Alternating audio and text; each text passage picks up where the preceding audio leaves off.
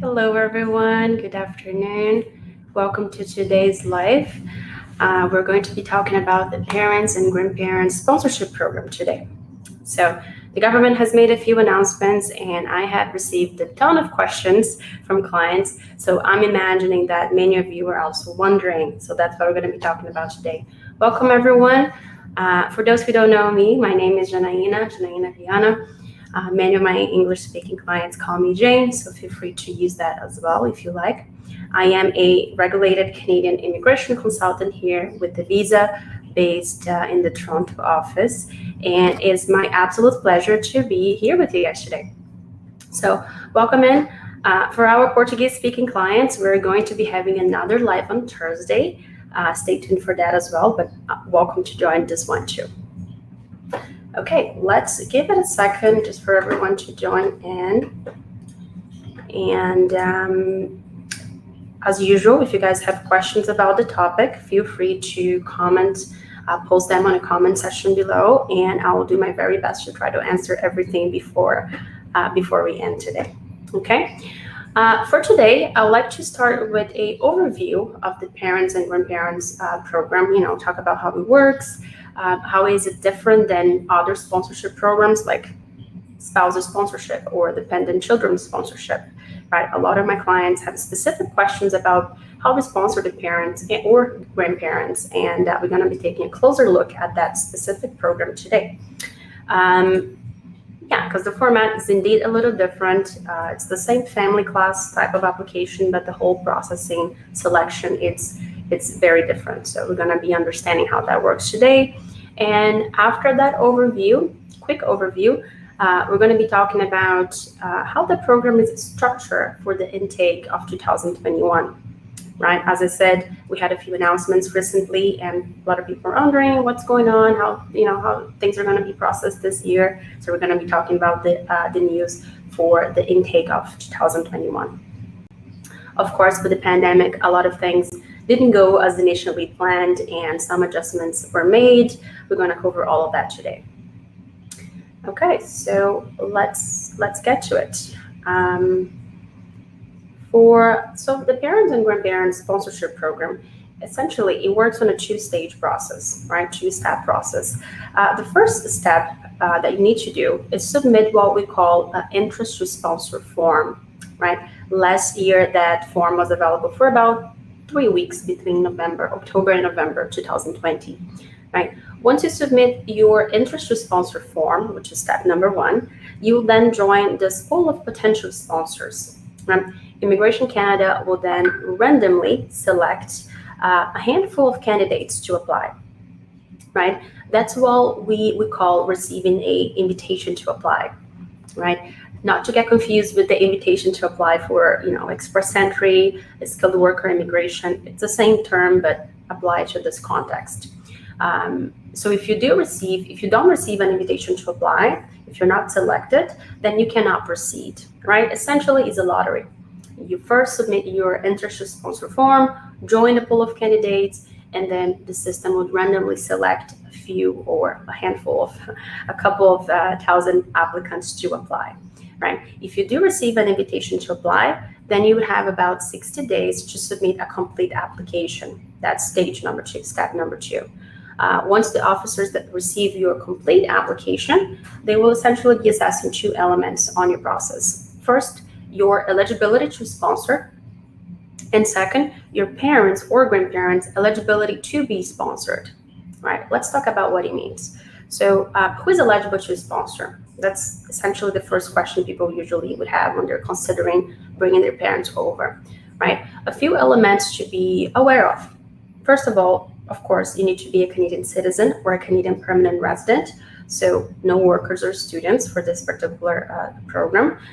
You need to be at least 18 years old and live in Canada. You need to reside in Canada. You need to be able to prove that you earn enough yearly income to support the persons that you're looking to sponsor. That's not the same as proof of funds, right? We're not talking about having a specific amount in the bank. We're talking about consistently earning a specific level of income.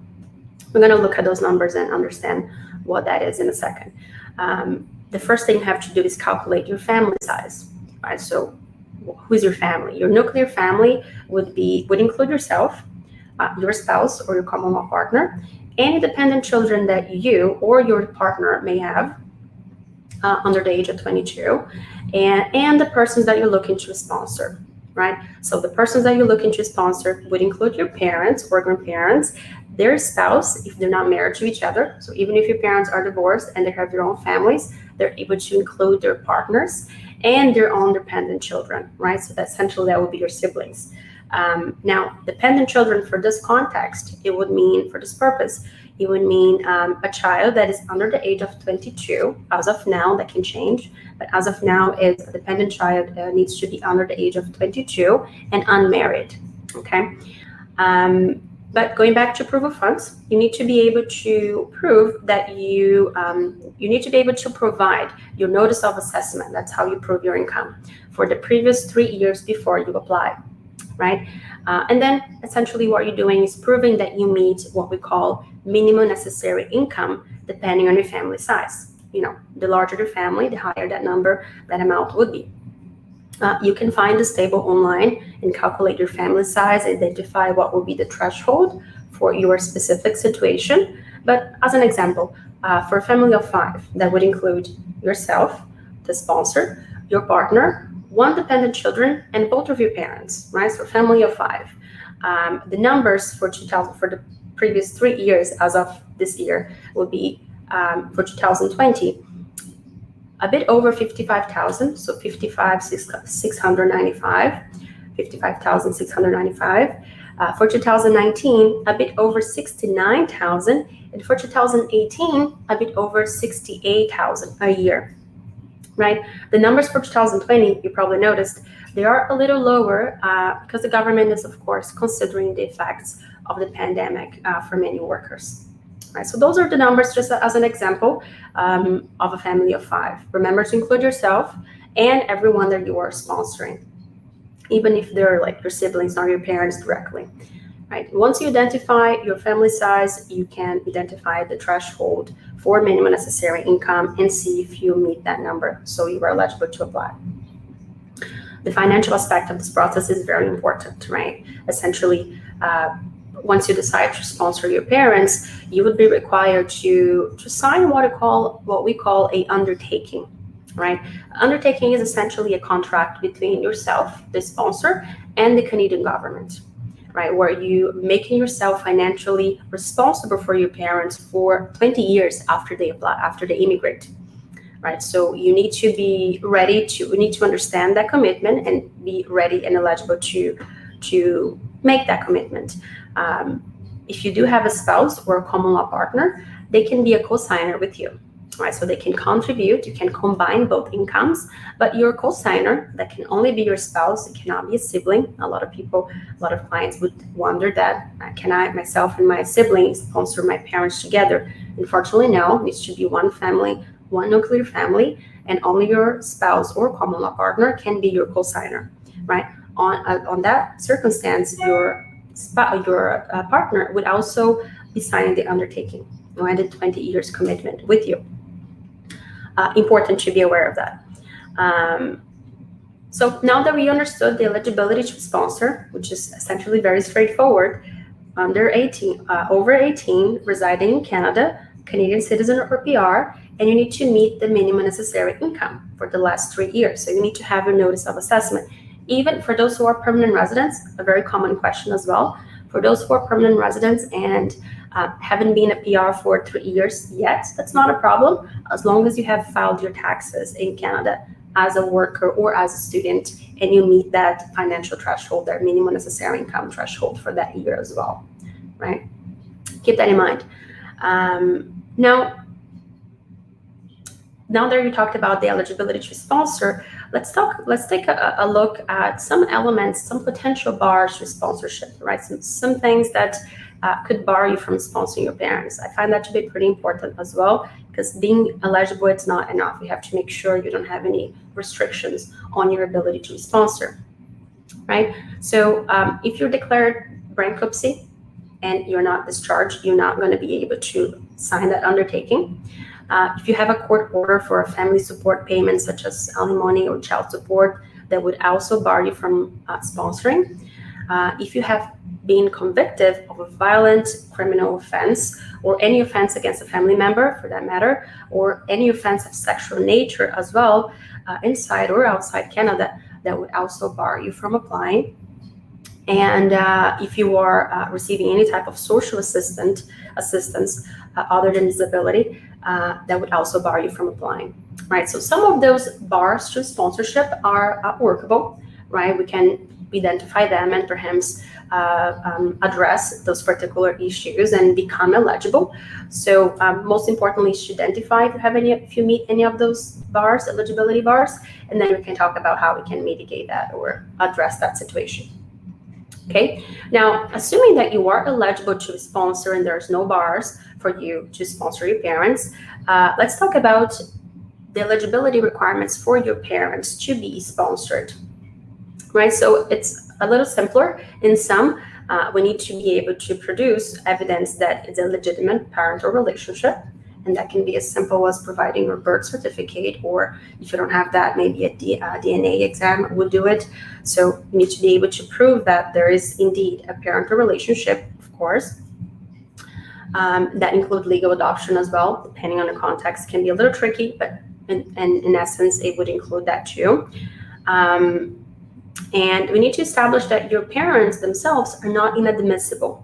So admissibility would include potential criminal records or even a particular medical condition that could become problematic, right? So we have to look at the medical inadmissibility issues that may be applicable to see if that's something we need to address as well, right? So important to be aware.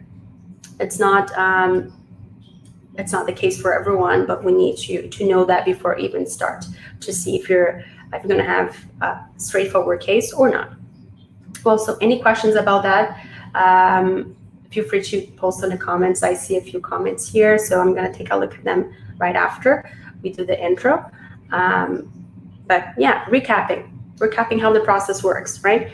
First step is to submit an interest to sponsor form when the program is open. It's not open all year round, so we need to be aware of when that window is available. Last year, again, it was between October and November for about 3 weeks. So usually the program for you to submit the interest to sponsor form will be open for anywhere from 2 to 3 weeks every year, usually. If you are selected randomly from that pool of candidates of potential sponsors, you receive the invitation to apply, and that's when you move to the second stage of the process. So submitting an expression interest to sponsor form, it's not the same as submitting a sponsorship application. Very important. Once you are selected, you then have those 60 days to submit your application online, right? So you will need to submit the 2 applications, the application to sponsor, and that's you as a sponsor, and the application and the actual permanent residency application for your parents, which essentially are combined as one, but those 2 elements are assessed separately. And important, special attention to the bars to sponsor, and especially the minimum necessary income, right? Very important to be aware of those numbers. Now that we understand how the parents and grandparents process work, let's talk a little bit about what's happening for this intake, or for the 2021 intake. Okay. Let me just pull up my notes here. So starting with the good news, right? Usually Immigration Canada approves around 20,000 applications every year. For 2021, this number was raised to 40,000. So that's good. It doubled, which is due to the fact that last year Immigration Canada did not invite 20 applicants as it usually does. Rather, what happened was we had a draw earlier this year in January 2021, where only 10,000 applicants were invited. That is making reference to the previous year intake, right? So we submit the interest to sponsor form in 2020, and in January this year, 10,000 applicants were invited to apply. So this upcoming September, so September 2021, Immigration Canada will be sending out another 30,000 invitations to apply. right? So for those who already submitted the interest sponsor form, essentially they would have a second chance to be selected from the pool, which is really good news for those who are already there. Attention, that invitations will be sent over the course of 2 weeks, starting the week of September 20, 2021. So this is great news if you already submitted the industry sponsor form last year. Just be aware those invitations are sent over email, so be mindful of your email, check it often when it comes to when September comes, because 30,000 invitations will be sent. As I mentioned earlier, for the 2020 tax year, the income requirement would be a bit lower than the previous years. So that's good. And another differentiator here is that Immigration Canada would be allowing for regular employment insurance benefits and even temporary COVID-19 benefits, such as the Canadian Emergency Responsive benefit, to be included towards the sponsor's income. Right, so you can use those two benefits to make up that specific financial threshold that you need to meet in order to be eligible. That's what we call, as I said, the minimum necessary income, MNI. Yeah, so this is really good news for a lot of families were affected by the pandemic, so this is really helpful, and it's important to be aware of the numbers. Now, the not so great news maybe is that if you didn't submit the interest sponsor form last year, we still don't know for sure when Immigration Canada will start receiving new forms, right, for the upcoming years. We don't know when sponsor or PRs or citizens that are looking to be a sponsor, we don't know when they'll be able to submit that first step element, right? We'll definitely keep you posted as soon as we receive any release from Immigration Canada, so stay tuned. Once you have more information, we'll definitely let everyone know. But as of now, we don't know, right? So the bottom line is, if you were lucky enough to receive the invitation to apply this year, right, or if you already received it in January, make sure to reach out so we can assist with the preparation and the submission of the actual sponsorship process. If you don't receive the invitation to apply this year in September, it's a lottery. We know that not everyone is going to get an invitation. Keep in mind, you can always try next year. And for those who even did not submit the interest sponsor form last year, we'll have to wait for that to open first. But another good option for those individuals who don't get an invitation later this year would be the super visa. Right, so briefly, the super visa is a temporary visa, usually valid for 10 years, that would allow your parents or grandparents to stay in Canada for 2 years at a time, right? You can extend for another 2 years without your parents having to leave the country, so that's good. So you get a maximum of 4 years without them having to leave. And if they leave, the visa itself is valid for 10 years, so they can come back and stay for another 4 years. This is not an immigration process, but it's still very good for those who want to have their parents in Canada with them, right? So oftentimes those two programs, they would work side by side, right? So the super visa would allow your parents to be in Canada sooner, more immediately, while you can continue to try for the parental sponsorship, right? We do have clients who had to try a couple of times before they're lucky enough to get an invitation, which is just the way the system works. It's not always a lottery.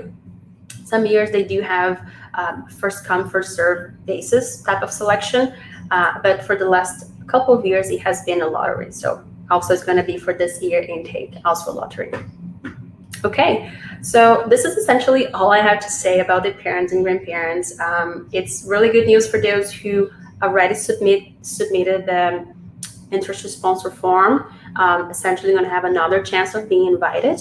But for those who weren't aware of that process or didn't submit the form earlier, now you know how it works, right?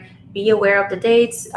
We'll definitely let everyone know once the interest sponsor form reopens, and that's going to be the first step for those who want to have their parents here. Okay, let me take a look if you have any questions regarding the program itself, or any other questions in general. Okay, so we do have a question regarding, can I sponsor my my kid bro, if I am a granted PR. Not sure if I understood the question, but if you're asking if you can sponsor your child, absolutely. You can sponsor your dependent children under the age of 22 and unmarried. But if you're asking if you can sponsor the child of your brother, then unfortunately, no. Right? Not directly, not as a family member. But, there's other ways that having a uncle or auntie in Canada can be helpful. Right? So we won't be eligible for the sponsorship itself, but, perhaps a study visa will do it, and we can certainly develop an immigration plan and immigration strategy for a student coming into Canada.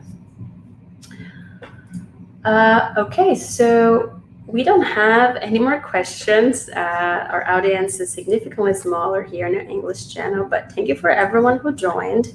And those playing you from São Paulo, thank you for joining as well. And if you want to rewatch the same live event in Portuguese, another consultant, part of our team, will be doing the event on Thursday. So be on tune for that.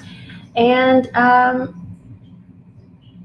okay, so the question was responsive. Can I sponsor my younger brother if I am granted PR? Again, not directly. We don't have any sponsorship program for siblings. However, if your younger brother is under 22 and unmarried and you're able to sponsor your parents, your brother will be able to come in as a dependent of your parents, right? So you're not sponsoring him directly, but he would qualify as a dependent of someone who is being sponsored. So depending on his age, he should be able to be included as a dependent, but it's not, Canada doesn't have any sibling sponsorship program, unfortunately. Like countries like the US would have something like that, but not in Canada. Okay. Okay, everyone. Well, thank you for joining, and I hope everyone have a good evening, good rest of the day for those in Vancouver. It was a pleasure speaking to you today, and I will see you soon. Bye-bye.